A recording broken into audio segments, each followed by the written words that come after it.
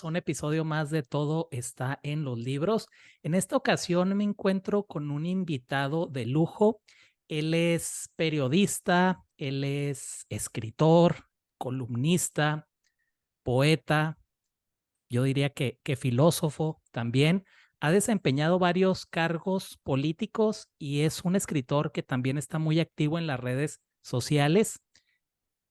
Ha escrito varios libros de relatos, de novelas, de los cuales ya nos hablará, entre los que se encuentran Griego y 100, Andando sobre el tiempo, El perfil de los sueños, La búsqueda de la identidad, Los otros que me habitan, Diario previo de un asesino confeso y El valle de Morphy. Es un honor para mí contar con Paco Huelva. Paco, ¿qué tal? ¿Cómo estás? Muy bien, muy bien. Buenos días para ti. Muy bien, muchas gracias por invitarme a tu programa. No, Muchas pues gracias. muchas gracias a ti por asistir, Paco. Te comentaba fuera del aire que te sigo desde hace algunos meses en redes sociales y se me hace sumamente interesante lo que escribes, sobre todo que utilizas las redes para publicar, que ya es uno de los medios pues necesarios para darse, darse a conocer. Me gustaría si nos puedes hablar un poquito de esto, Paco, pero antes, o sea, remontarme hasta tu niñez un poco. Si nos puedes hablar un poquito de dónde eres, Paco, dónde naciste, cómo fue tu niñez. Yo nací en un pueblo de la provincia de Huelva, al sur de Andalucía, al sur de España y al sur de Andalucía. Un pueblo rodeado de marisma, incluido en el Parque Nacional de Doñana, que es conocido en todo el mundo, y que ahora está pasando por una situación, vamos a llamarla triste, por las cuestiones climáticas y la abundancia de pozos ilegales para el riego hortofrutícola y está pasando una verdadera crisis. Bueno, yo nací en ese pueblo, el mayor de 4 hermanos. Mi padre tenía un bar, más que un bar era una taberna. Mi madre en la cocina y yo como mayor de la familia, pues de los hijos, ayudaba a mi padre. A los 15 años, cuando terminé los estudios, vamos a llamarlo ahí, secundarios, decidí opositar al Ejército del Aire en Madrid. Fui a hacer las oposiciones, aprobé y me convertí en militar profesional del Ejército del Aire. Cumplí, de hecho, 16 años eh, eh, allí, ya como militar, como alumno de la academia, como alumno de la escuela militar. Posteriormente, yo me especialicé en radar y equipos de a bordo. eh, el TACAN, una serie de equipos que le daban a los aviones unas directrices determinadas. En aquella época hoy ha cambiado todo eso muchísimo, como te puedes imaginar, con el desarrollo telemático, pero en aquella época que yo estaba principiando y estuve destinado en un radar en Mallorca, en la época en la que en Ibiza todavía estaban los hippies y en la época en que también llegó. Yo ingresé en el ejército en el año 72. La democracia llega después de la dictadura en el año 75, ¿no? Vamos, se aprueba la Constitución en el 78, Franco muere en el 75, en noviembre del 75, y esa estadía la pasé yo ya en el ejército, pero se veía un movimiento de libertad, de democracia, de cambio, después de más de 40 años de dictadura, que la generación mía pudo aprovechar para acceder a la universidad, a otros estudios, para ver obras teatrales que habían estado imposibles, que habían sido imposibles de ver en este país, películas. Empezaron a entrar libros, literatura fundamental que el sistema anterior, con Franco, la censura impedía el desarrollo del mismo. y me convertí en un lector muy joven, un lector. Hay un lugar de culto en Madrid donde venden libros viejos que se llama la Cuesta de Moyano. Cuesta de Moyano. Es muy viejo.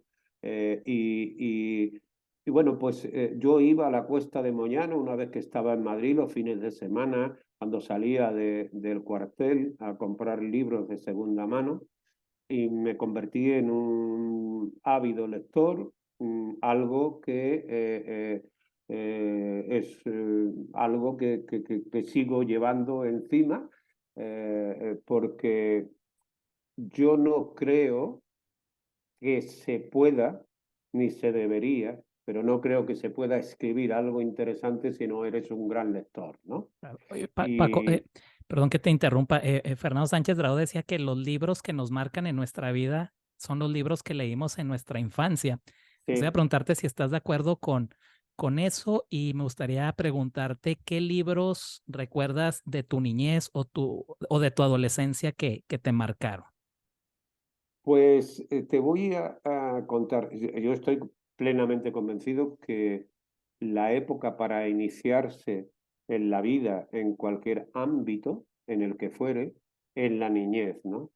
Porque, entre otras circunstancias, por mucho que vayan pasando los años, yo en octubre cumpliré, el 22 de octubre cumpliré 67. Nosotros todo lo que vamos estructurando en la vida lo vamos montando sobre el niño que fuimos. El niño sigue ahí, sigue estando, pero no es que esté en nuestros sueños, porque también los tenemos y los recordamos y tal, ¿no? Sino que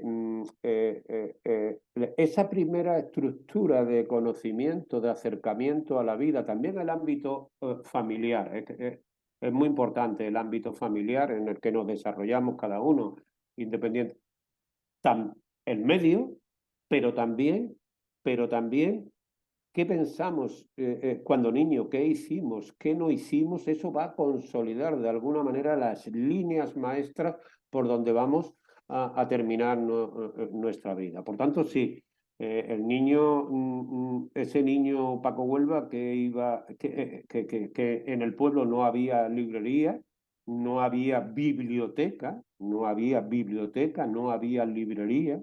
Yo compré mis dos primeros libros, los compré quitándole a mi padre del cajón del bar un dinero y compré mis dos primeros libros, ¿no? La primera literatura que a mí me llega a impactar, y lo hablaba en una conversación con Bray Echenique, hace años de esto, eh, fue Juan Rulfo. El libro de relatos de El Llano en Llamas y sobre todo la pequeña novelita de Pedro Páramo, Claro. esas dos, porque prácticamente Rulfo no escribió más que eso, aparte de escribir muchos artículos periodísticos, que así se ganaba la vida, ¿no? Pero ese mundo mágico que posteriormente desarrollaría, pues desde Cortázar a García Márquez y a montones de escritores, no solo latinoamericanos, sino de otros lugares, ese mundo de realismo mágico, que así vino a llamarse, como bien sabe, me subyugó muchísimo porque era como soñar despierto, ¿sabes? Era como Ujú. soñar despierto. Y digo esto porque tiene que ver con el niño, ¿no? Tiene Claro. que ver con el niño. El niño fantasea. Yo creo que si un escritor no fantasea, no puede escribir, porque la literatura de alguna manera es una fantasía, excepto que haga puro realismo, ¿no? Que eso ya es otro tipo de literatura. Pero la literatura necesita mucho de que seas capaz de abstraerte de la realidad circundante, generar un mundo ficticio y desarrollar la trama de una historia en ese invento, ¿no?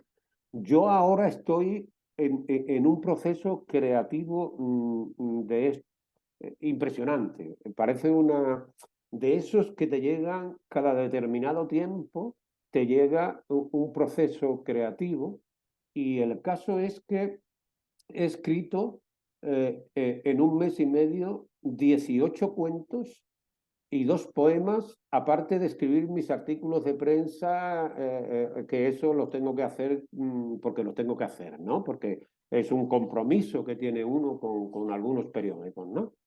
Pero cuando te llega el proceso creativo, mm, vuelves completamente a la niñez. El niño está ahí, ¿no? Es que Ah, es un puro gozo, es una pura fantasía. Yo he terminado hoy al mediodía de corregir mi 18º cuento en un plazo de mes y medio. Y eso es una alegría tremenda, porque además tengo 2 o 3 ideas que puedo desarrollar y tengo que desarrollarlas ahora, en este momento. Porque el venero, la beta, se va a cortar. ¿Cuándo? No lo sé. Y yo tengo que aprovechar eso, ¿sabes? Paco, mencionaste que fuiste militar. Y a mí siempre se me ha hecho muy interesante los escritores que han tenido este tipo de profesiones, la famosa Vita Pericolosa como Sí, tipo Hemingway, porque sé sí. que desempeñaste otras actividades pues similares como ser policía. Me gustaría que también nos hablaras de esto. Me gustaría preguntarte, Paco, ¿qué te llevó a enlistarte en el ejército, sobre todo tan joven? El asunto es muy fácil, yo te lo voy a explicar. Eh, yo, al ser el mayor de los hijos en mi casa, a mí me tocaba quedarme cuando mi padre estuviera más impedido con el negocio de mi padre y llevar a la familia adelante. Esto era así, te estoy hablando de los años 70, los años 70. Y yo no quería ser ni dueño de un bar, ni de un restaurante, ni de nada, ¿no? Para mí había sido un suplicio. Bueno, ¿no? Tenía que ayudar a la familia, era completamente necesario y por tanto, pues había que comer y no había otra solución, ¿no? Pero yo recordaba que yo no tenía un sábado ni un domingo. El sábado y el domingo había más trabajo todavía, no tenía vacaciones. Cuando venía del instituto y acababan las clases, mis compañeros, para mí era un verdadero suplicio, ¿no? Aquel asunto. Entonces, cuando terminé el bachiller, a pesar y contra el criterio de mi padre, me presenté a unas oposiciones en Madrid, que de mi pueblo natal está a casi 650 kilómetros aproximadamente, solo con una maleta a hacer las oposiciones, los ejercicios físicos, el psíquico, no sé cuánto, no sé qué, las pruebas y tal, cuando yo me tuve que preparar en aquella época en mi pueblo no había un gimnasio, no existía un gimnasio. Yo me preparé corriendo por los caminos y por las carreteras, ¿no? Que había en el entorno, ¿no? Pero claro, tenía 15 años, iba a cumplir 16 al poco, pero era fuerte, era grande, tenía ganas, tenía voluntad y bueno, por esa razón ingresé al ejército, por cambiar de vida, nada más, nada más, por buscar el sustento, por buscar el sustento, no el que de alguna manera me estaba predestinado, que era seguir en el negocio de la hostelería, ¿no? O de la restauración, sino que quería buscar una salida y me daba igual la que fuera. Y allí me daban de comer y me vestían, ¿vale? Esa es la única razón por la que yo entré en el ejército. Y, Así que posteriormente, cuando ya fui militar profesional, eh, terminé graduado social en la Universidad de Granada, por la noche, yendo a clases por la noche. Empecé psicología también en el ejército y ahí hubo un cambio y es que se me dio la oportunidad de ser inspector jefe de la policía de un municipio, ¿no?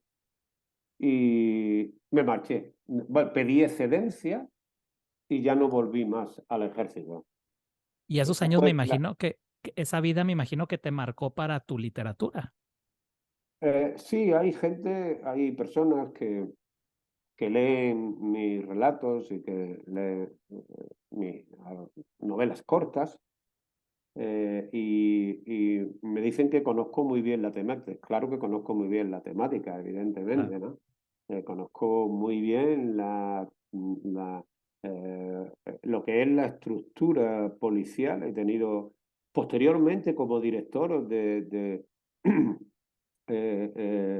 provincial de emergencias, he tenido relaciones pues, con los comisarios de policía, con la Guardia Civil, con los servicios asistenciales, sanitarios, con los de contraincendio y además en situaciones de emergencia me tocaba a mí la coordinación, situaciones de emergencia declaradas por la autoridad competente, me tocaba a mí la coordinación y dirección de lo que hubiera que llevar a cabo en cada uno de los sucesos, ya fuere un incendio forestal, ya fuese un accidente múltiple de carreteras, ya fuera un accidente de mercancías peligrosas o ferroviario, y en fin, esa, esas nociones que yo adquirí en el ejército de coordinación y de capacitación de recursos humanos y materiales, sí que me vino muy bien posteriormente para el desarrollo de la literatura en algunas materias determinadas, porque conozco muy bien la maquinaria por dentro, maquinaria judicial, la maquinaria de detención de personas, el papel de los abogados de turno de oficio, claro, esas cuestiones las conozco muy bien. Me conozco la ley de enjuiciamiento criminal en España, conozco los procesos penales. Claro, eso para la literatura es muy interesante, evidentemente, conocer todos esos hechos, ¿no? Paco, ¿te gusta la novela policíaca, como la novela negra, estas tramas? Eh, no soy muy dado, yo soy más dado a la fantasía Mm. que a la novela policíaca e incluso a lo que denominamos novela negra, ¿no? Eh, eh, soy más dado a la pura fantasía, ¿no? A la pura fantasía, ¿no? Eh, por ejemplo, Orwell, por ejemplo, por ejemplo, un autor que me marcó muchísimo y que muy conocido ahí, Truman Capote, ¿no? Claro. Truman Capote, pues claro, hacer alguna novela de García Márquez, ¿no? Eh, em, eh, ese tipo de novela donde llega alguien a un lugar donde ocurren unas cosas que es que tú dices, es imposible que ocurren. Bueno, pues la realidad luego, posteriormente, nos demuestra que no solo, la realidad siempre supera la literatura. Uno se puede exceder con ciertos límites siempre que sea capaz de mantener la credibilidad del lector. Claro. Porque hasta ahí llega el asunto. Si tú eres capaz de mantener al lector enganchado a lo que está leyendo, aunque el lector sepa que eso es una pura fantasía, da igual, da igual. Eso sería la principal premisa del realismo mágico, ¿verdad? Por ejemplo. Totalmente, totalmente. ¿No? Cuando uno lee, pues eso, a Rulfo, a García Márquez, o incluso a Cortázar, o cualquiera de los muchos que se han iniciado en este campo, tú dices, bueno, es que hay que, claro, tú vas al condado de tal, o vas a Macondo, o llegas a Macondo, y claro, cuando esa mujer que está allí en Macondo, en aquel pueblo blanco, eh, le pregunta, pero bueno, ¿usted qué hace aquí? ¿Usted qué hace aquí? Si está sola, ¿no? Y tal. Y dice, no, no, no, no, no. Es que alguien tiene que quedarse para cuidar a los muertos. Alguien tiene que quedarse para cuidar a los muertos. Eso es tan grande en su dimensión, Sin embargo, lógicamente no cabe más que en el realismo mágico, pero la prueba de que eso es atrayente y que eso epata al lector está en la vigencia que sigue teniendo, bueno, o por ejemplo, un Borges. Claro, Borges. Pasa que Borges ya era un monstruo. Borges ya era un monstruo con una capacidad de conocimiento. Borges, después de quedarse ciego, que ahora ha muerto María Kodama no hace mucho, María Kodama, su compañera, ¿no? Con la que yo pude cenar con ella, con María Kodama, la esposa de Borges, y hablar sobre literatura, concretamente aquí en Huelva, junto con la que hoy es rectora de la Universidad de Huelva, con mi mujer, con Valle Coronado, con la doctora Coronado, y, eh, y con otra persona más pudimos cenar y hablar de aquel Borges, de esto lógicamente hace ya muchos años, pero bueno, o Lezama Lima, claro. Lezama Lima, eso sí que es Paradiso, por ejemplo. Paradiso es que para leer a Paradiso, hoy porque tenemos estas máquinas en las que nos estamos viendo Mm, y podemos acceder a través de los buscadores, pues a toda la información que queramos. Pero leer Paradiso 40 años, 30 años, leer Paradiso debería ser muy, muy, muy, muy difícil, porque el conocimiento es tan grandioso, el conocimiento de Lezama Lima, sin haberse movido jamás del sitio, ¿no? Es tan grande que uno se queda completamente, o sea, Paradiso para mí es una de las grandes obras de la literatura universal del siglo pasado. ¿Vamos? claro. Paco, aparte de estos cargos de militar, de policía, sé que has desempeñado cargos políticos. Sí, Corrígeme si me equivoco, pero creo que has sido o eres diputado. Quería preguntarte sí. cómo pasas a la política y por qué te interesa la política, Paco. Verás, yo aquí en mi tierra, que nos comemos los comienzos y los finales de las letras, eh, eh, ocurre que yo, yo soy una persona que tengo mucha curiosidad y tengo mucha curiosidad por todo, ¿no? Eh, y para pronunciarme con conocimiento de causa tengo dos, como todo el mundo, dos opciones. Una, vivirla y dos, leerla. Leerla extensamente. Y en mi caso, en concreto, intentando buscar una base ética, filosófica para lo que estoy leyendo, ¿no? No buscar la opinión de cualquiera, sino profundizar en aquello que arrastramos desde el helenismo, de los primeros filósofos, incluso hasta de los presocráticos, si quiere, ¿eh? Pues buscar una base ética para el razonamiento de lo que uno ve, observa, de lo que ocurre, de lo que acontece y de lo que nos cuentan, que es también otro apartado muy importante, ese que nos cuentan, ¿no?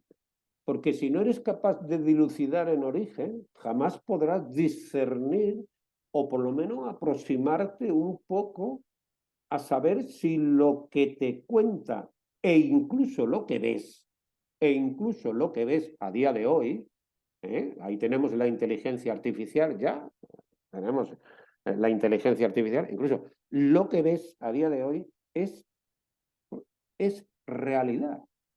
En los mundos de la realidad y de la ficción se están mezclando de una manera tal que aunque te esfuerces muy mucho, no tienes el tiempo suficiente como para dilucidar una cosa de la otra. Por tanto, o tienes unos principios sólidos, eh, desde un punto de vista ético, moral, si quieres, también. Son dos cosas diferentes, pero bueno, me da lo mismo. Desde el punto de vista ético, moral, que has podido desarrollar en esa etapa primera, Luis, de la que tú comentabas, y has ido reforzando con el paso de los días, o eh, te pierdes en aquella complejidad que se viene a llamar de una manera así sutil la condición del ser humano, ¿no? O sea, el ser humano depende mucho de su instrucción, de su formación, del lugar del medio, ya lo hemos comentado antes, de lo que sea capaz de desarrollar y de dilucidar, y también, ¿por qué no?, de las imposiciones que tenga en los sistemas organizados en los que vive, ¿no? Porque hay lugares en donde no se puede hablar.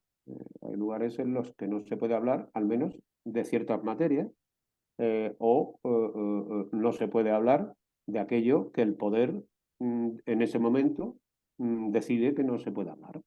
Ni se puede fotografiar, ni se puede tener Twitter, bueno, pues, X, ¿no? Ni se puede tener Facebook, ni se puede tener cualquier otra red social. O sea, claro, eso genera mundos completamente diferenciados. Y en un mundo, curiosamente, tan intercomunicado como el que tenemos, Luis, tú y yo estamos hablando ahora mismo a miles de kilómetros de distancia y nos estamos mirando a los ojos, a la cara, nos Claro. podríamos tocar casi, habrá ya una herramienta con la inteligencia artificial que nos permita tocarnos en algún momento y todo ese tipo de cosas, pero que tenemos una cuestión que es fundamental y es el lenguaje. Lo que hace posible que nosotros nos comuniquemos no es este aparato que tenemos frente, la tecnología. Lo que hace posible que nos comuniquemos y que nos podamos entender y comprender e incluso discutir en buena lid de lo que fuere es el lenguaje. Dependiendo del lenguaje que tú poseas, del número de palabras que tú conozcas, de lo que hayas leído, tu capacidad para entender el mundo varía. Claro, claro. Sí, eso me recuerda a lo que decía el filósofo Wittgenstein, que Sí. los límites de mi mundo son los límites de mi lenguaje. Wittgenstein, sí, sí, sí. Paco, Completamente de acuerdo. me gustaría preguntarte, ya que hablaste un poquito de estos tiempos que corren, ¿cuál es tu opinión, tú que estás muy en las redes sociales, acerca de todo lo que está pasando con la censura, la corrección política? Verás, las redes sociales son instrumentos, aparte de generar negocios, nuevas líneas de negocios, porque toda red social que se precie, pues el número, ahí tenemos a Zuckerberg, tenemos a fin, podemos citar a los dueños de las grandes redes, que son supermillonarios, supermillonarios. Las redes sociales también introducen, sin que nosotros no sepamos, nos introducen unas pautas de comportamiento determinadas. Pero además sirven, como tú bien sabes, Luis, para que nos decidamos qué cosa tenemos que pensar, qué cosa tenemos que comprar y adquirir, qué cosa está permitida y qué no, y además, cuando ellos entienden oportuno y el algoritmo correspondiente, porque eso ya está todo automatizado, el algoritmo correspondiente, pues el algoritmo te castiga con un mes sin la red, con un mes o te da de baja definitivamente. Y tú pierdes los 6.000 seguidores que tenías en Twitter y los pierde y ya no los consigue. Es una manera de castigo, ¿no? Por tanto, o entras o entras por la senda que ellos te marcan o simplemente te echan. Entonces, esto es una nueva forma de sumisión al poder, porque el poder cada vez está menos en los gobiernos. Cada vez el poder está menos y está en las corporaciones. El poder ya no está en los gobiernos decididos por el pueblo, en el caso de las democracias, sino en las corporaciones, en las grandes corporaciones. Al igual, por ejemplo, que lo que leemos no es lo mejor, sino lo que las cadenas de distribución y las grandes editoriales del mundo deciden que hemos de leer y nos atiborran con sus anuncios y con sus tal y con sus cuantos y terminamos leyendo lo que ellos... Eso es colonizar de nuevo al ser humano, perdiendo algo fundamental que está en la Declaración Universal de los Derechos Humanos que se firmó después de la Segunda Gran Guerra Mundial, Estados Unidos incluida. Y es, bueno, una no, varias. El humanismo, la solidaridad, el interés por la otredad, el respeto, la igualdad entre hombres y mujeres, los derechos del ser humano por el mero hecho de haber nacido sin importar el color de la piel, el lugar ni el idioma que hable, pues las redes sociales están modificando esta estructura de tal manera que lo vemos como personas influyentes con muchísima capacidad para, con mucho dinero y mucha capacidad, movilizan a personas, a miles, millones de personas para causas que están atentando realmente contra la Declaración Universal de los Derechos Humanos. Literalmente. Incluso, voy a decirlo muy finamente, incluso con el Congreso de los Estados Unidos y con la Constitución de Estados Unidos. Y lo voy a decir y me voy a quedar ahí. ¿Vale? Claro. Estamos de acuerdo, ¿no? Sí, totalmente. Paco, me gustaría si nos puedes hablar ahora un poco de tu función como periodista, porque sé que escribes bastantes artículos de opinión en una columna que, si mal no me equivoco, se llama Visiones del Sur, de Huelva Sí, Información. Me sí. gustaría preguntarte, Paco, ¿cómo empezaste en este oficio del periodismo y qué es lo que más te gusta y qué te disgusta de dicho oficio? Verás, yo no soy un periodista al uso, es decir, yo no he hecho ciencia de la información, no he hecho periodismo puro y duro en ninguna universidad. Yo, en un momento determinado, un periódico, que no es este, ya no existe, puede hacer 25, yo puedo tener escrito no sé, en torno a 1.500 artículos de opinión, por ahí, no lo sé, porque muchos de ellos los he perdido en los antiguos PEN pequeñitos, ahora ya el PEN es más grande, se recopila mejor las cosas, pero entonces tenías uno y otro y tal, a lo largo del tiempo, o simplemente ya no los puedo abrir porque están muy viejos, pero eh, me pidieron que diera mi opinión, o sea, un periódico determinado me pidió que escribiera una columna semanal y a partir de ahí, de un periódico pasé a otro, de uno pasé a otro y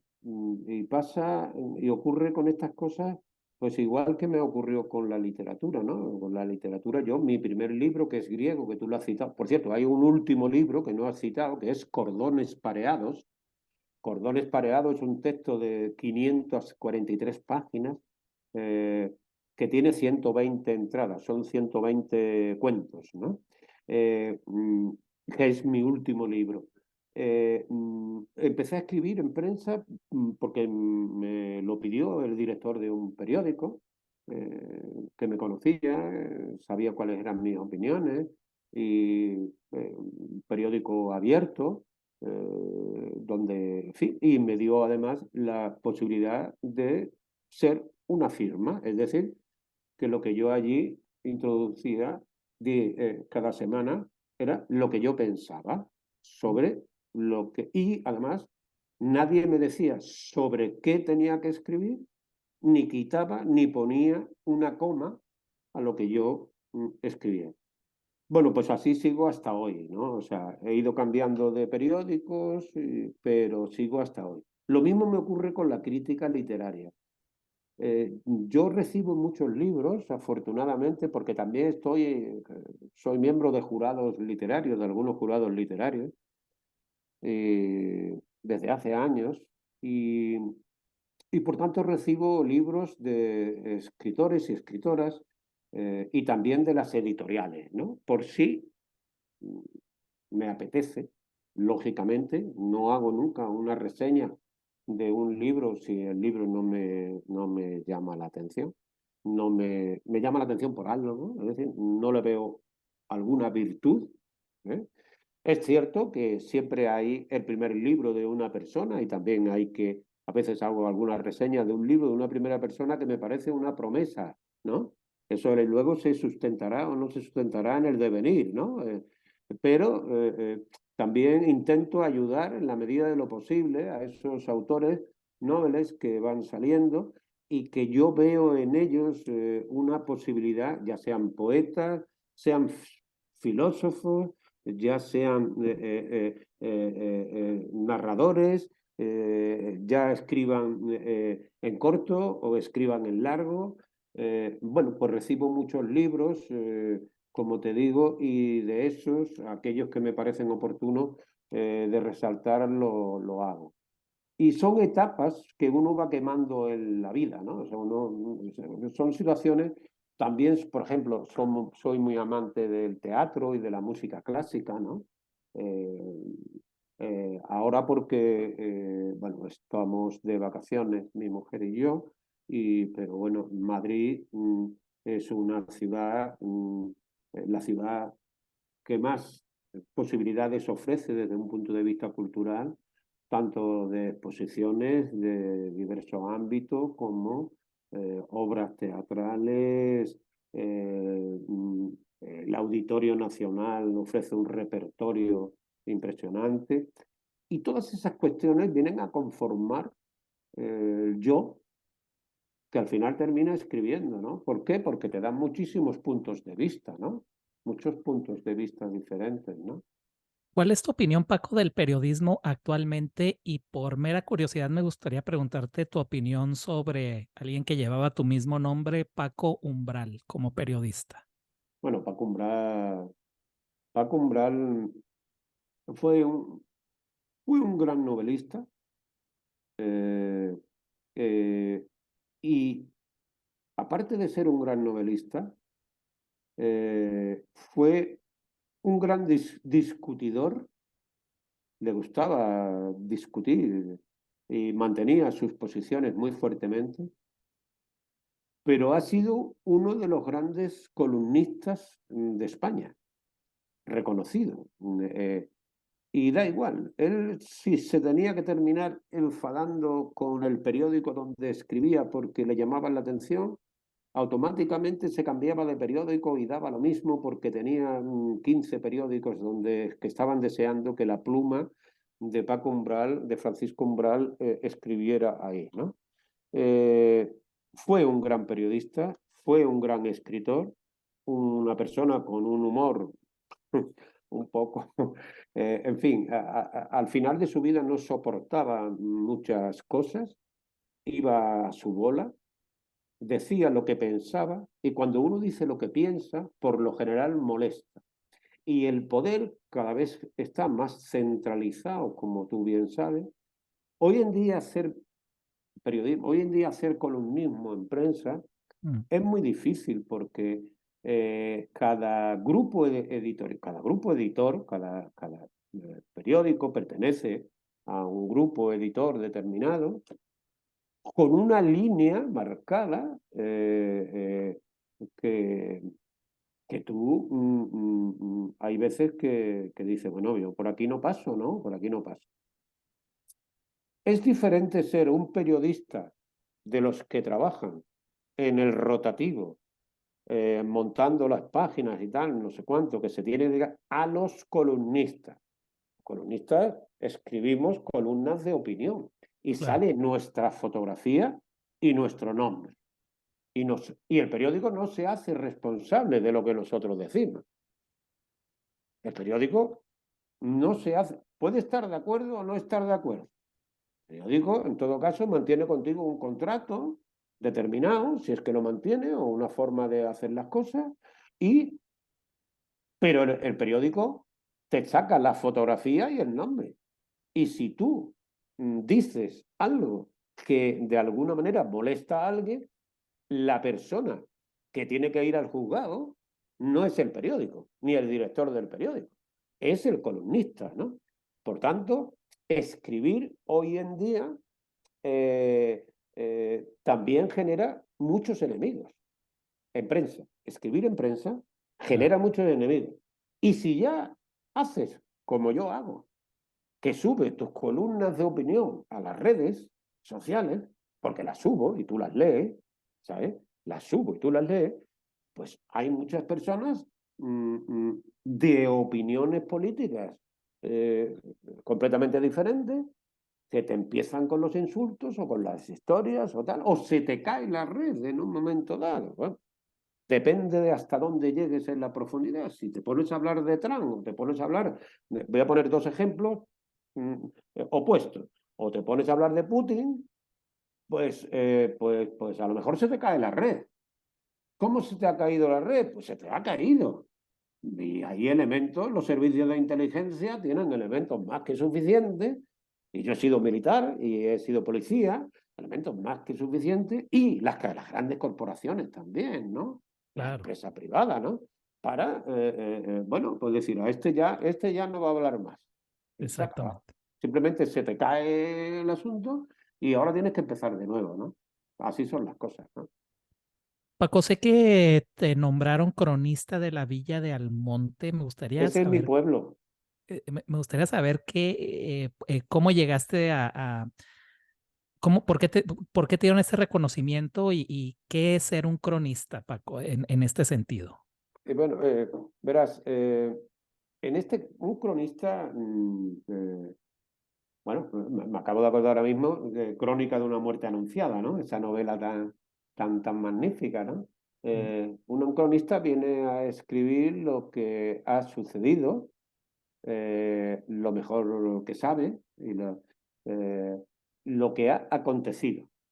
Sí. Primero anuncia lo que supuestamente va a ocurrir y posteriormente termina contando desde su punto de vista, o sea, siempre subjetivamente, porque el punto de vista de uno siempre es subjetivo, siempre subjetivamente aquello que has visto, que has sentido, que has olido, que has tocado, que has soñado, eh, que has padecido, con lo que te has alegrado. Eso es ser un cronista. En el caso de Almonte hay una tradición ya varias veces centenaria de hacer una romería que en países latinoamericanos también existe, una romería de una virgen que se llama la Virgen del Rocío, que está situada concretamente en el epicentro de Doñana, en una aldea que se llama la Aldea del Rocío, que pertenece al municipio de Almonte, que es el pueblo donde yo nací. Y mi pueblo, pues me llamaron desde el ayuntamiento, que es el lugar donde se No sé si en Estados Unidos se dice ayuntamiento, desde la corporación municipal, desde el lugar donde se ordenan las cosas de la ciudad o del municipio. Claro. ¿Eh? No sé cómo lo decís ahí. Sé que hay algo similar para ayuntamiento, pero no recuerdo en este momento. Vale. Bueno, pues para que escribiera ese acontecimiento que supone la llegada de cientos de miles de personas a la romería para ver cómo sacan a la imagen, a la Virgen, a la calle y el por qué se hace eso desde hace cientos de años, por qué se mantiene una forma de hacerlo, cómo lo hacen, cuáles son los sentimientos, cuáles son las causas, cuáles son los motivos históricos, qué se ha escrito sobre eso. Bueno, pues de eso se trata, de eso se trata, ¿vale? Paco, sé que eres un lector compulsivo y sé que estás sumamente activo, que lees y escribes a diario, lo veo Sí. en tus redes sociales. Me gustaría preguntarte un poquito cuál es tu rutina, Paco, si tienes algunas, si destinas ciertas horas para leer, ciertas horas para escribir, o depende del día, o más o menos cómo Verás, es tu día a día, Paco. sí, verás. Yo ya tengo la edad que te he comentado antes, que voy a cumplir el 22 de octubre 67 años, pues cada vez duermo menos. Eso no sé por qué es así, pero cada vez duermo menos. Y entonces yo me vengo a acostar temprano, siempre. Mm, Anoche, por ejemplo, a las 10:30 de la noche ya me había acostado. Eh, ¿Qué ocurre con eso? Que como además a ciertas edades empezamos a padecer de algunas cuestiones, en mi caso de la próstata, ¿vale? Pues me tengo que levantar a las 2 o 3 horas al servicio. Eh, en la segunda levantada, que a lo mejor ya he descansado como 4 o 5 horas, ya no me acuesto. Y esas horas de la madrugada que van, esta mañana, por ejemplo, yo empecé a escribir a las 4:30 de la mañana. Esas horas de silencio absoluto, donde no hay ruido alguno, de lucidez, porque tienes la mente descansada, te permite analizar lo que has escrito o continuar la vereda de lo que estés escribiendo con prontitud. Entonces, lo primero que hago al levantarme de madrugada es escribir. Escribir. Una vez que he escrito esa primera tanda de cosas hasta donde llegue, sea lo que fuere, imágenes sueltas, ideas sueltas, tal no sé cuánto, todo ese tipo de cuestiones, y continúo con lo que esté escribiendo, paso a leer varios periódicos, la prensa digital. ¿Por qué? Porque es necesario estar informado para todo el mundo, pero para alguien que escribe en prensa también. Y Claro. ya sabemos que las cuestiones de carácter político se modifican. Tal. Luego desayuno y ahora tengo por norma en salir, una vez que está amaneciendo, en salir a un polideportivo que tengo aquí cercano a casa, en torno a las 7:30, 8 menos cuarto de la mañana. Suelo hacer por la mañana, en torno a 5 o 6 kilómetros, hago un poco de pesas de piernas y de brazos. Eh, Regreso, me ducho y leo. Regreso, me ducho y leo. ¿Qué leo? Lo que me apetezca. Yo siempre tengo 3, 4 libros que estoy leyendo a la vez. 3, 4 libros que estoy leyendo a la vez. Una mesa que está ahí, que no voy a mover el ordenador ahora, hay 3, 4 libros que están con su cortante y leo lo que me apetece de cada uno de esos libros. Hay veces que le doy una arremetida grande a un libro y lo acabo. ¿Por qué? Porque me seduce hasta ese punto de dejar lo que tengo al lado y introducirme, me llama mucho la atención. Al mediodía como, doy una cabezada últimamente, doy una cabezada en el sillón, Siempre tengo música clásica puesta, siempre, desde que me levanto hasta que me acuesto. Hay un canal aquí que es Radio Nacional de España, que está siempre con música clásica, las 24 horas, los 365 días del año. Bueno, pues yo enciendo la televisión y me sale ese canal, ¿no? Es un canal de audio, no hay vídeo, solo es audio. Y siempre hay música clásica de fondo, bajita. Además, yo tengo el mando siempre a mano, el mando lo tengo a mano siempre y voy subiendo o bajando en función de lo que esté haciendo. Ah, Por la tarde vuelvo, continúo escribiendo, leo. Antes de que oscurezca, vuelvo a salir al polideportivo, hago otro poco de ejercicio.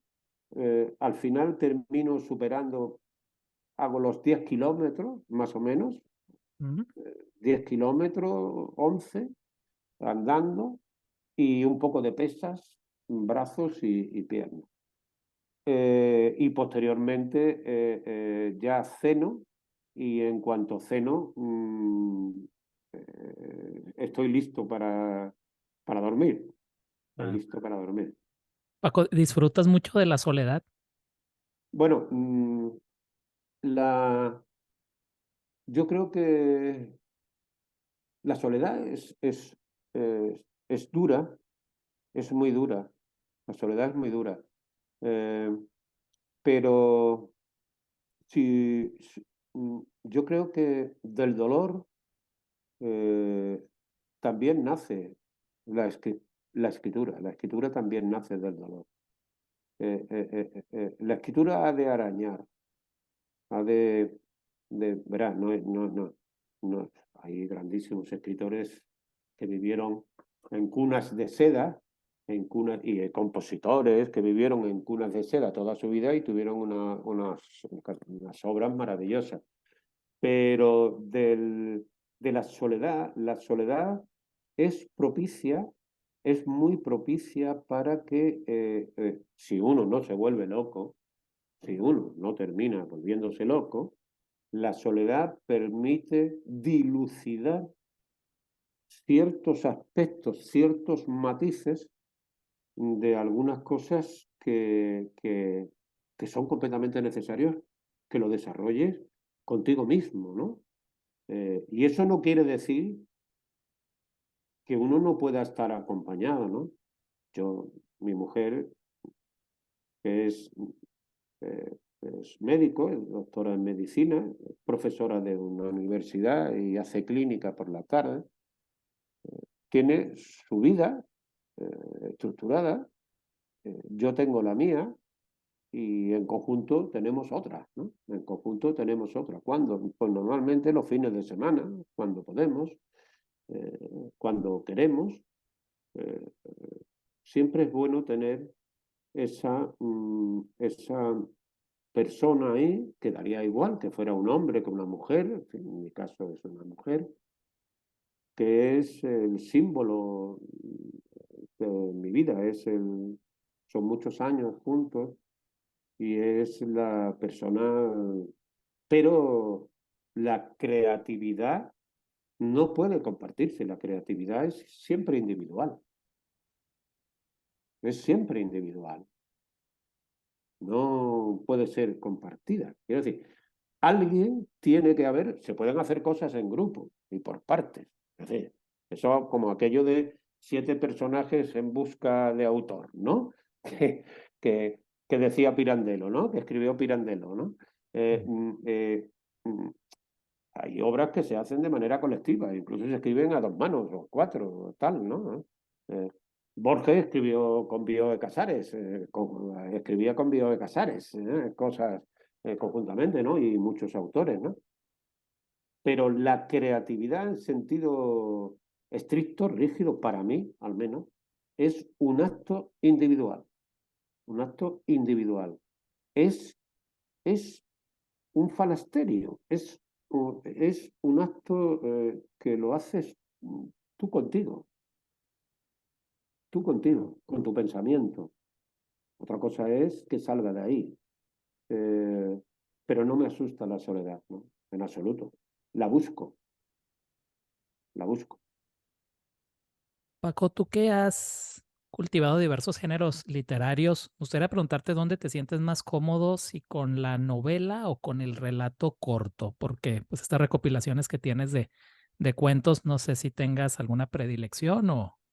Sí, yo, yo, en primer lugar hay una cosa que quiero decirte yo y que yo digo alguna vez y que yo no me siento, tengo 9 libros publicados, y saldrá el próximo, yo creo que a finales de este año, a primeros del que viene, pero a pesar de eso yo no me considero eh, un escritor.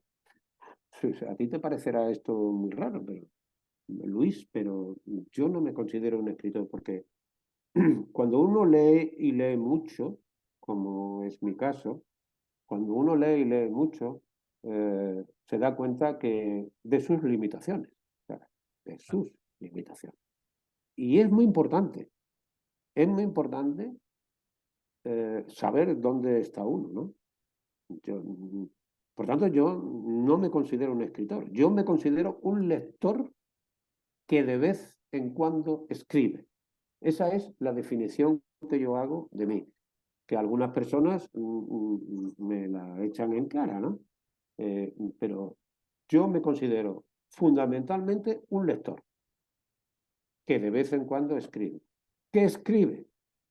Artículos, porque me interesa la vida, me interesa mi entorno, me interesa lo que ocurre alrededor y como hoy el alrededor es el orbe todo, es decir, es el mundo, hoy el alrededor tuyo y el mío, aunque estemos distanciados, es el orbe. Porque es aquello de la mariposa que se decía, ¿no? Mueven las alas de la mariposa en un lado y se hace viento en la otra parte del mundo. Eso ya está ocurriendo, es una realidad. Ya tenemos elementos instrumentales por ahí que hasta en el Congreso de Estados Unidos, el propio inventor de la IA, pues de la inteligencia artificial, ha venido a decir que eso lo tiene que controlar el gobierno porque eso se puede ir de las manos, porque hoy pueden hacer estas imágenes que tú y yo mantenemos y que hablamos con el mismo tono de voz, con la misma tal, y lo pueden inventar en un estudio tranquilamente. Y además hay alguien dándole simplemente una serie de datos, alguien puede escribir la inteligencia artificial a través del chat GTPI, ¿cómo es? GTI, Sí, GPI me chat, parece. Mm. eso es, pues escribe un relato.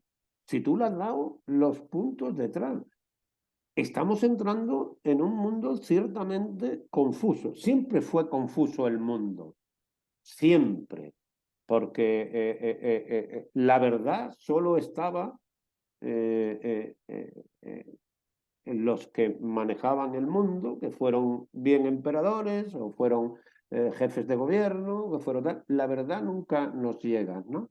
Los papeles de Kissinger, los papeles de tal, en fin, todo, hay un mundo oculto que no nos llega, pero ahora es que se está convirtiendo, la verdad, en un asunto, Luis, verdaderamente preocupante, ¿no? Bajo mi punto de vista, ¿no? Entonces, la pregunta es, mi, yo me siento cómodo en el cuento, mmm, tanto en el relato corto como en el cuento largo. O, si quieres, puedo llegar hasta la novela corta, entendiendo por novela corta una Como novela de Rulfo, 120, 150, mm, 180 páginas. como No Rulfo soy que un me, escritor en largo. como Rulfo que me dijiste que fueron tus primeras lecturas, pues me imagino que te influyó bastante Sí. para ese tipo Bueno, de escritura. claro, decía Borges, eh, eh, no es necesario escribir cientos de páginas para algo que puede ser contado en media página. Y llevaba razón. A veces se Claro. estiran las cosas innecesariamente, ¿no? Solo por escribir, porque además ahora se lleva mucho el leer novelas que tienen 800 páginas. Y se lleva incluso que la novela sea muy grande. Hasta han cambiado el tamaño a veces, ¿no? En fin, son modas, modas. Pero, verás, como tú bien sabes, por ejemplo, para mí el cuento es la esencia de la narrativa. Al igual que la poesía es la esencia de la literatura. El Y de la cuento filosofía diría yo también. y la filosofía también, claro está. Y la filosofía también, ¿no? Sí. ¿Qué ocurre? Que para leer a filósofos, yo voy a citar a una que anduvo por ahí muchos años, se tuvo que marchar de este país, a María Zambrano, por ejemplo, para leer a María Zambrano, una gran filósofa española que fue muy bien acogida en Latinoamérica y vivió como pudo, porque, bueno, simple y llanamente era republicana, ¿no? No estaba con la dictadura de Franco. Y esta malagueña, que también mm, mm, ha escrito bastante poesía, eh, para leer filosofía hay que tener unas bases determinadas. Mm, Hay que tener una formación determinada, que no estoy diciendo que deba ser reglada, es decir, un título académico. No, no, no, no. Simple y llanamente hay que haber hecho un camino, un recorrido. Hay que haber leído, pues lo que te decía antes, desde los presocráticos para adelante y continuar. Y ver las diferentes, llegas a la escolástica, llegas a tal, la diferente. Entonces, las religiones, la influencia de las religiones en la Claro, vida de las personas, haber desarrollado una sensibilidad. una sensibilidad, efectivamente, una sensibilidad, bueno, que eso al fin y al cabo es la ética, eso al fin y al cabo es la ética. Es que en este mundo en que vivimos, lo de la ética, pues como dirían por aquí en mi tierra, cortito, estamos muy cortitos de ética. Nos aplicamos la ética cuando los derechos nos corresponden, pero cuando los derechos le corresponden a la otredad, al que está enfrente de ti, al que tiene otro color de piel, al que habla otro idioma, al inmigrante, cuidado, no. Es que estamos entrando y la ética no entra en ese tipo de valores. La ética es la ética. Y todos los seres humanos tenemos los mismos derechos, hayamos nacido donde hayamos nacido, en la cuna que hayamos nacido. Hablemos el lenguaje que tengamos que hablar, hablemos los idiomas que hablemos, tengamos el color de piel que tengamos. Eso es la Declaración Universal de los Derechos Humanos. Eso es la Declaración Universal, que cada vez se está olvidando más en esta vida que tenemos, ¿no? Lo de la guerra de Ucrania, tremendo. Cómo se está fortificando también dos bloques rigurosos en el mundo, cada cual con entre los países que están en crecimiento y que además están muy poblados y que tienen un desarrollo económico tremendo, y los antiguos países que hicieron la Segunda Guerra Mundial y que de alguna manera controlaron el mundo desde entonces para acá, por lo menos el mundo que llamamos occidental, ¿vale? Paco, una de las facetas tuyas que más me gustan, que te leo a diario, es lo que publicas en Facebook, que son como estos, no sé si llamarles picotazos de filosofía, de introspección. Eso, eso me nace en la misma madrugada, Claro, y o sea, yo tengo por aquí eh, algunos le, que imprimí, Paco, y pues no tenemos tiempo para leer todos los que imprimí, pero el que escribiste ayer o anteayer me gustó bastante, si me lo permites sí, sí, leerlo. por favor. Dice, es posible que el retrato que mejor defina lo que soy sea uno cualquiera, pero con un libro entre las manos. Y la frase que debiera acompañar al mismo observo, leo, escribo. El bosquejo que tengo de entradilla explicativa en las redes sociales. Mientras casi todo el mundo a mi alrededor descansa, meritoria y necesariamente, y entre cuento y cuento de Tomás Mann, pienso que no estaría mal como epitafio en mi sepultura cuando llegue la hora de marchar. Dicho y firmado queda, Paco Huelva. Tengo otro, Paco, si me lo permites, que esto me parece Sí, que sí, ya hace un par de por días, favor. que también me gustó bastante. Dice, la palabra nombra, establece, define. La palabra toca, acaricia, enaltece, insulta o pega. La palabra es efímera, volandera, insustancial o una suerte de daga que nubla las entendederas y raja las entrañas literalmente. La palabra huele, alimenta, enseña, sacia o incita al odio y a la intransigencia. Palabras encadenadas pueden matar. Sí. Y pues así hay muchísimos, Paco. Me gustaría preguntarte cómo te nacen estos escritos. ¿Son necesarios para tu día a día? ¿Has Sí, encontrado sí. en Facebook una plataforma para poder expresarte? Porque yo sé que mucha gente te sigue por ahí y te lee. Sí, hay mucha gente que me lee a diario. Claro. Hay mucha gente que me lee a diario y que en privado pues me escriben y que me sirven, en fin. El por qué las dejo ahí, porque si no las dejo ahí las pierdo. Eh, Son esos momentos en la madrugada cuando yo me levanto y me hace que tienes una idea y en vez de escribirla en el papel de turno que yo tengo aquí en la mano, pues directamente la escribo directamente, sin más reflexiones. O sea, directamente las meto en Facebook y las dejo ahí. Y, y de vez en cuando regreso a ella pues, a veces ni la recuerdo, porque lo haces casi en un estado de... estás como medio dormido, de ensoñación, ¿sabes?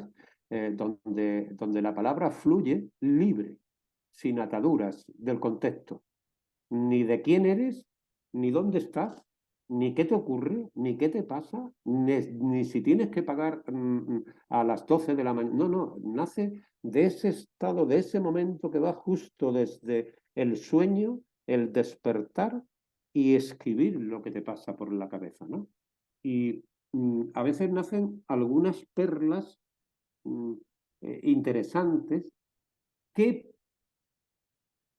quizás, quizás, lo digo, a lo mejor lo utilizo en algún cuento posteriormente. ¿No has pensado en publicarlas en un libro, Sí, una recopilación? la verdad es que te has adelantado, te has adelantado a la acción, pero sí tengo ya como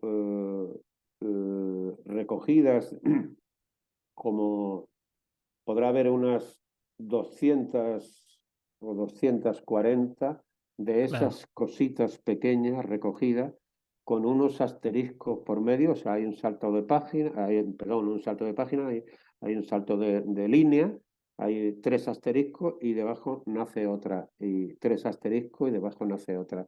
Aquellas que me han parecido así interesantes, a veces repaso, como lo escribo así, repaso del Facebook varios días atrás y entonces aquellas que me parecen oportunas las copio y las paso a ese libro que no sé qué sentido tendrá, pero están ahí. Sí, sí, las estoy recopilando algunas de ellas, sí. Era como un libro a la usanza medieval, como de aforismos, ¿no? Quizás Sí, sentencias. en algún caso podría parecerse al aforismo. Yo no Mm, soy un aforista, pero sí leo. Tengo amigos escritores que son grandes aforistas. No voy a citar ninguno, pero he reseñado algunos libros de aforismo. El aforismo, al contrario de lo que la gente piensa, el aforismo no es una cosa de ahora, ¿no? O sea, el aforismo es muy viejo, ¿no? O sea, el aforismo ha existido siempre. Si uno claro. coge cualquier libro de literatura, puede encontrarse, buena literatura, puede encontrarse aforismos en un párrafo a lo mejor se encuentra en una línea, en media línea, un aforismo, y está. Y ha existido siempre. Lo que ocurre es que ahora es cuando se está comenzando, por lo menos aquí en España, se está comenzando a editar libros concretos de aforismo. Antes se editaban lo que se llamaba máximas, ¿no? Se decía, Claro. ¿eh? Máximas y En sentencias, ¿no? sentencias, claro. ¿Eh? Ujú. Máximas y sentencias. Bueno, Sí. pues ahora eh, el aforismo no es ni una máxima ni una sentencia. El aforismo es otra cosa. Es un pellizco, es una luz. El aforismo es una luz. Bueno, yo no soy un aforista, pero en alguna de esas cuestiones de las que estamos comentando, de esos pensamientos que dejo ahí por la mañana muy temprano y que sigue mucha gente, eh, me llega, hay un feedback, me llega una retroalimentación de muchas personas en las que resulta de que les son muy útiles, ¿no? Bueno, para mí eso es enriquecedor, ¿no? Con que haya un lector, uno solo, que le guste lo que uno escribe, pues bien, con eso es suficiente. Y yo creo que será, Paco, sin duda alguna, un libro de filosofía. No, evidentemente será un libro de filosofía que, como es lógico, yo siempre vuelvo a lo mismo. Eh, mm, Tiene que tener un soporte ético, ¿no? O sea, Claro. fundamental, ¿no? Porque si no, pero sí, será un libro de filosofía, sí, estoy de acuerdo contigo, sí, Luis. Paco, algo que me llama mucho la atención es el piso que tienes, me parece, en Madrid, frente a la iglesia. No sé si es donde está enterrado Lope de Vega o Sí, donde. sí, es correcto. Es importante ese espacio para ti, para escribir. He visto Verás, varias. verás, yo vivimos, mi mujer y yo vivimos en un lugar que se llama el Barrio de las Letras de Mm, Madrid. claro. Eh, Ese barrio de las letras era el centro neurálgico donde vivían todos los escritores, porque además estaban las antiguas corralas donde se hacían las obras teatrales, que no eran otra cosa que habitaciones abajo y arriba, y en un primer piso en redondo que dejaba un espacio central donde se montaba un escenario, un proscenio, se montaba un proscenio, y ahí se representaban las obras teatrales, ¿no? En aquella época, por allí pululaban, pues desde Cervantes a Lope de Vega. Cervantes, Lope de Vega le tenía comido el terreno a Cervantes, al pobre de Cervantes. eh, y en esa iglesia que es en la que se ve desde uno de los ventanales, desde los tres ventanales de casa, se ve la iglesia a la izquierda y a la derecha una avenida grande que se ve casi toda la ciudad. Ahí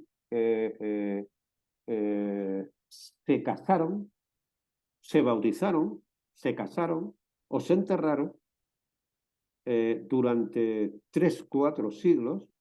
Vamos, se celebraron sus exequias, no es que se enterrasen allí, se celebraron las exequias durante 3, 4 siglos del mundo literario de Madrid.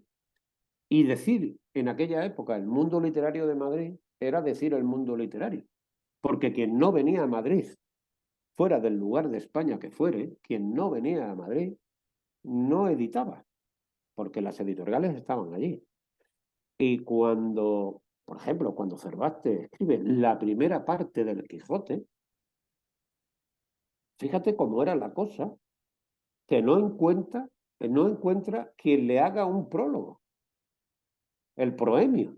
Cervantes no encuentra quien le haga el prólogo de la primera parte del Quijote.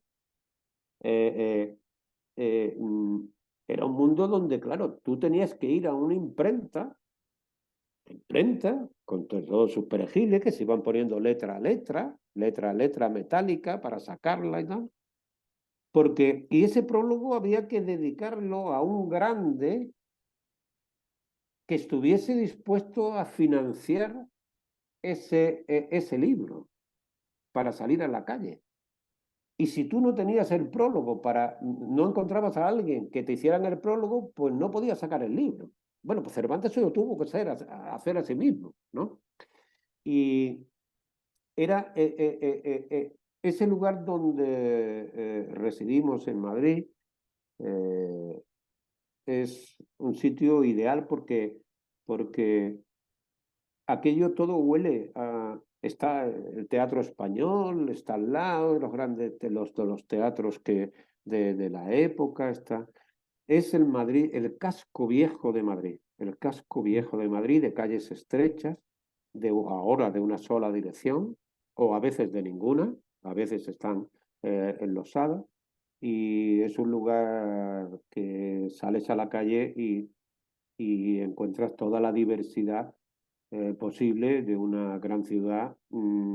Sí, es cierto que está un poco adulterado ahora por tanto turismo, porque la gente va allí, pues la gente va allí al Ateneo de Madrid, que está allí al lado de casa, la gente va al Teatro Español, la gente va a la Plaza de Santa Ana, la gente va a la calle de las Huertas, que se le llama calle Huerta, la gente va a la casa donde vivió Lope de Vega, a la casa donde vivió Cervantes, la gente, quiero decir que hay también un turismo, como bien sabes, de carácter cultural, bueno, que aparte de comer y de beber bien, pues quiere ver este tipo de cuestiones, ¿no? Un Claro. sitio ideal. Paco, ya para terminar, me gustaría, me gustaría preguntarte, bueno, tengo un par de preguntas más. Tú que estás tan actualizado en cuestiones de literatura, ¿qué autores actuales recomiendas o dónde anda ahora la literatura española de acuerdo a tu punto de vista? Vamos a ver, lo hemos comentado antes de pasada. No de pasada, hemos entrado en el tema. Mm. Por desgracia, yo tengo que hacer una división mm, en cuanto a por dónde anda la literatura. Tengo que hacer dos bloques. Uno es, eh, hemos comentado antes que la literatura que está en las vitrinas de las librerías, en las vitrinas de las librerías, y está en los grandes surtidores de libros en los supermercados y de los grandes comercios, eso es una industria, una industria. Y como toda industria, lo que busca es la rentabilidad.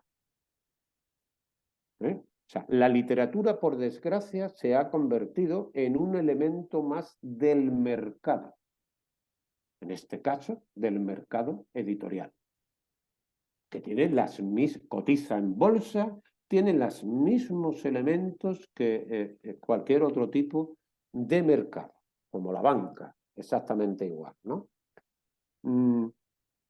Claro, decir que la literatura es una industria a alguien le puede resultar chocante.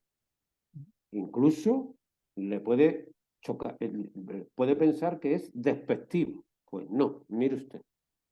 Hoy la literatura que se suministra a la sociedad es una industria que gana dinero con eso. Y si tú eres un escritor o escritora o te amoldas a lo que dice la industria y escribes un producto empaquetado, o la industria ve que algo que ha escrito por azar o porque tiene ojeadores que van buscando puede llegar a un mercado determinado, te llaman y te dice, cambia, quítale 50 páginas al libro, porque el libro no puede tener 500 páginas, tiene que tener 350 o 250 porque además hay que ponerlo a letra grande. ¿Eh? Y hay que sacarlo primero en edición de bolsillo, nada de otras cosas. y además va a llevar pues unos dibujos que van a hacer no sé qué, no sé cuándo. Entonces, estás escribiendo a la carta para alguien, pero desde un punto de vista crematístico. Crematístico. O sea, te conviertes en un jornalero. Y eso no es la literatura, a mi entender. Hoy la buena literatura no se escribe en las grandes editoriales, no está en las grandes editoriales. La buena literatura actual se escribe en editoriales que no llegan a ese gran mercado. Y es ahí donde hay que buscar. Aunque a veces tengas que andar retirando libros y decir, este no sirve. Pero a veces encuentras una joya. Eso es lo que me gusta a mí reseñar, de verdad. Dejando aparte los clásicos, porque los clásicos son los clásicos, y cuando Claro. digo clásicos, no estoy hablando del siglo XVI, XVIII, un clásico, yo qué sé, un clásico puede ser Dickinson, yo tenía que anotar, o Fitzgerald, por ejemplo, Claro. O Schubert, Camilo José Cela. o Camilo José Cela, o Truman Capote, o Carver. Carver también puede ser un clásico Claro. dentro de lo que era la generación Beat, ¿no? Entonces, de hecho es un clásico, de hecho es un clásico, ¿no? O Bukowski, Mm. guste o no guste lo que escribió Bukowski, ¿no? Entonces, la buena literatura hoy en día no se escribe en grandes editoriales, ni está hecha para el público masificado. Hay que Claro. buscarla y lógicamente te vas encontrando con cosas que no sirven, pero a veces merece la pena encontrar a un autor y decir, este hombre, ¿por qué no tiene más? En fin, ¿por qué no lo leen más? ¿Por qué no lo leen? Si ha escrito una novela maravillosa, un libro de cuentos maravilloso, o tiene una concepción filosófica del mundo que merece ser leída. Mm. Bueno, pues eso es lo que ocurre hoy, por desgracia. Paco, me gustaría preguntarte, tú que ya eres un escritor consagrado, aunque quizás no te guste, No, perdona, yo soy un lector que escribe un de lector que vez en escribe. cuando. Bueno, me gustaría preguntarte qué consejos le darías a la gente joven, a alguien que quiere empezar en este oficio de la escritura. Pues yo hace un momento curiosamente pensaba sobre eso. Son de esas ideas así que se te cruzan Mm. y pensaba sobre eso, ¿no? Curiosamente hay un chico que me ha puesto algunos mensajes porque quiere escribir en un periódico y quiere que yo le ayude a... Y ya ha escrito una primera novela y él tiene ganas de posicionarse ante el mundo, ante la sociedad, ante el ámbito geográfico que tiene ese periódico, como una persona con capacidad de dilucidar qué ocurre o qué no ocurre y poner su posicionamiento, ¿no? Y mm, ahora mismo, con la autoedición, cualquiera puede escribir un libro. Mm. Tú vas, te pagas tu libro, lo pagas, haces tus presentaciones donde te dé la gana, te las costeas y resulta de que eres escritor. Te denominas escritor. Porque si vamos al diccionario, una de las acepciones del diccionario de la Real Academia Española es el que escribe. Escritor, el que escribe. Por tanto, si escritor es el que escribe, alguien que se edita un libro, tenga el contenido que tenga, sea de lo que fuere, es escritor. Pero claro, a eso hay que hacerle sus matizaciones, ¿no? Porque ¿cuántos escritores buenos existen hoy en la vitrina de una librería que merezca la pena leer? Yo no es que sea muy exigente, es que llevo leyendo desde que tenía 15 años, que son las frioleras de más de 50 años leyendo, más de 50 años leyendo. Y por lo menos me va a permitir que tenga por lo menos un criterio subjetivo, pero un criterio. Claro. Llevo 50 años leyendo. Y en literatura hay que arriesgar, en literatura no hay que seguir las corrientes, en literatura hay que dejarse llevar por los sentimientos, en literatura hay que tener capacidad para enhebrar frases, diálogos, para generar tramas. Hay que tener unas ciertas capacidades que solo se adquiere leyendo mucho, escribiendo mucho y rompiendo mucho. Rompiendo mucho. Y nada más, eso es todo. Quitando los contados genios, que los hay, que tienes unas capacidades especiales, pues para hacer música a los 12 años, ¿vale? ¿Verdad? Y tocar el piano a los 12 años, y los hay, maravillosamente, o para escribir cuentos a los 15. Si no es así, todo tiene un proceso de aprendizaje completamente necesario. Y se nota mucho cuando una persona escribe porque tiene oficio de escribir, conoce las técnicas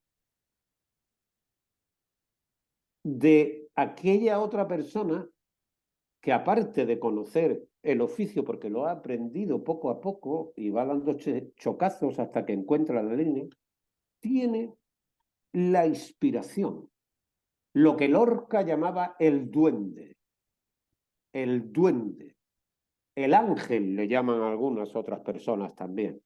Ese momento que tú dices, bueno, ¿cuándo escribes esas cosas por la mañana? Pues no lo sé cuándo escribo, porque a veces ni me acuerdo, pero es que estoy como todavía, estoy entre dormido y despierto. Es algo que mmm, nace del interior, y a veces no, ni te acuerdas de lo que has escrito. Son de esas cosas que perderías si no las escribieras, ¿no?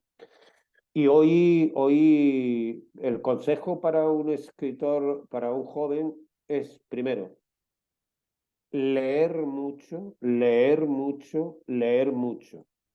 Y dos, romper mucho, romper mucho y romper mucho. Tres, no buscar la fama, jamás. No buscar la gloria. La gloria nunca se ha de buscar. La gloria te la otorgan los demás en todo caso. La gloria no es algo que tú puedas ni exigir ni reclamar. Es algo que te es dado. Te es dado por la otredad y por el paso del tiempo. Porque todos somos efímeros. Todos. Igual que el universo. Quiero decir, nos estamos cargando el planeta, pero cuidado, el planeta seguirá viviendo sin nosotros. Y lo que se perderá será la especie humana. El planeta no se va a perder. El planeta quedará como tenga, y aquí terminarán viviendo los animales que puedan adaptarse. Pero somos tan efímeros y, sin embargo, pensamos, incrédulos de nosotros, avaros, que estamos en posesión de la verdad, que tiene guasa, la cosa. Y esto también es filosofía, Luis. Esto también es. Pero para llegar a esas conclusiones hay que leer mucho. Claro. Paco, bueno, no una pregunta, bueno, sí, si nos puedes contar, que ya lo has hecho un poco a lo largo de esta tan interesante charla, ¿en qué estás ahora? ¿Cuándo se publicarán tus nuevos trabajos? Me parece que estás en medio de todos estos cuentos que me dices que estás escribiendo. No sé si nos puedes hablar un poquito de esto y también de dónde se puede encontrar tu obra, Paco. Bien, veamos. En estos momentos estoy con Te dije que mi último libro se llamaba Cordones Pareados, Ujú. que pues en el proemio del mismo se dice que eso es la primera parte de una trilogía que, que me he propuesto escribir y por tanto estoy con la segunda parte de ese texto. El primero tiene, si no recuerdo mal, 543 páginas. Bueno, pues andaré aproximadamente por las 200 y pico de la segunda parte de esa trilogía. Eh, en esa trilogía lo que quiero incluir son todos mis mundos cortos, en literatura corta. Eh, por otro lado, estoy con ese libro, digamos, por llamarlo de alguna manera, de reflexiones, que tú hablabas antes de aforismo, de reflexiones, de esas lucidez que tal, algunas de las cuales mm, está resultando, curiosamente, por lo que me llega, eh, que resulta interesante a la gente, ¿no? Y bueno, pues ahí ando recopilando y tal. Y también estoy, por otro lado, con un tercer libro, perdón, un tercer apartado, que es con un nuevo libro de cuentos, de los cuales llevo 18 con el que terminé esta madrugada, ¿sabes? Y por último, continúo con mis artículos en prensa, eh, eh, en dos periódicos y también leyendo en los libros que quedan finalistas en algunos jurados literarios en los que estoy ya como miembro. Esa es mi vida, la configuración de mi vida, digamos, relativa a la literatura o a la creatividad, ¿no? Claro. En estos momentos. Paco, no me queda más que agradecerte por esta charla tan interesante. Me sentí muy a gusto, muy cómodo. Realmente te lo agradezco y pues espero que aquí surja una amistad por todos los años que venideros. Yo te agradezco mucho que hayas tenido la amabilidad de ponerte en contacto conmigo para poder charlar un rato.